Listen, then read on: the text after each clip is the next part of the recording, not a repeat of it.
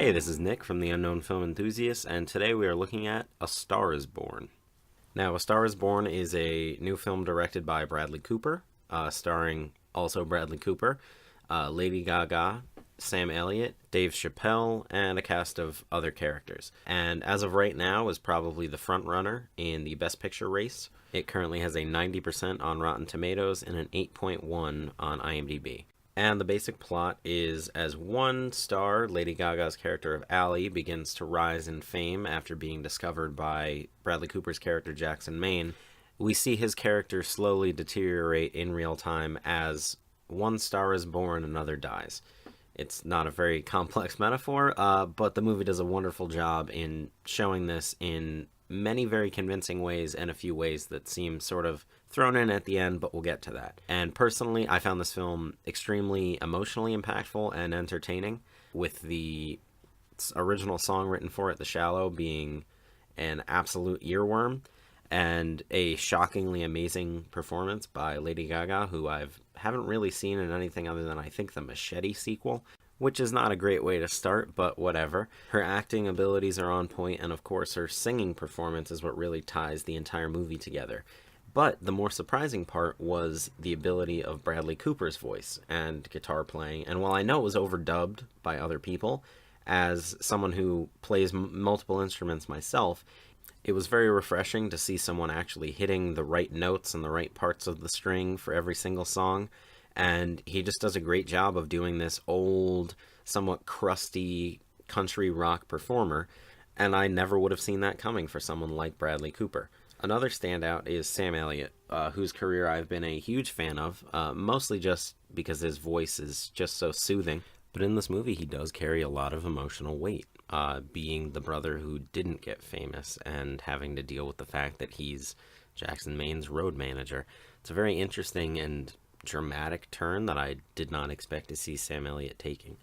And the movie does a very good job of balancing this sort of heavy dramatic themes with still a lot of fun experiences, like all the concert footage, and especially seeing Jackson and Ally fall in love. It feels very improv in a very good way, where it feels like a normal relationship. Most of what they say doesn't feel scripted, and it feels like these two actors were just in a room together and had incredible chemistry, and they just let the camera roll and took whatever takes were the best.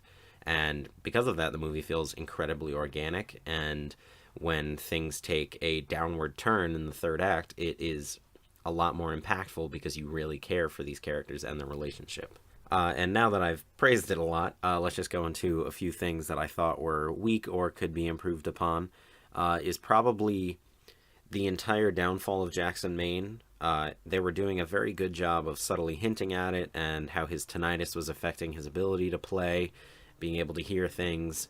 But then there's the scene at the Grammys, which is almost a little bit too on the nose with showing him as a washed up has-been. Most of the scenes after he then goes into rehab are a bit superfluous after seeing the rest of the movie. But I feel like the ending did a good job of closing up all of these loops.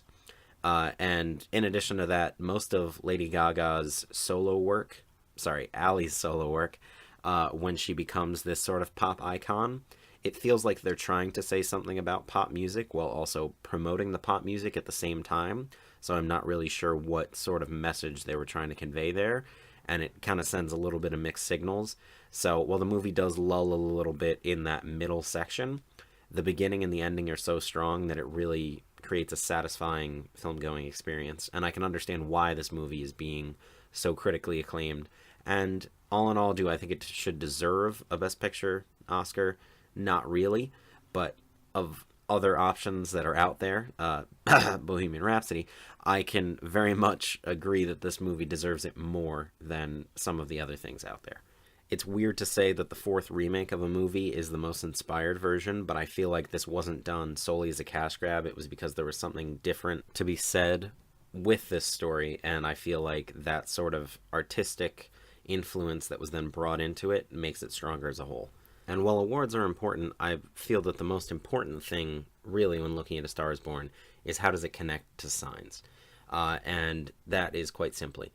So Bradley Cooper is in this movie.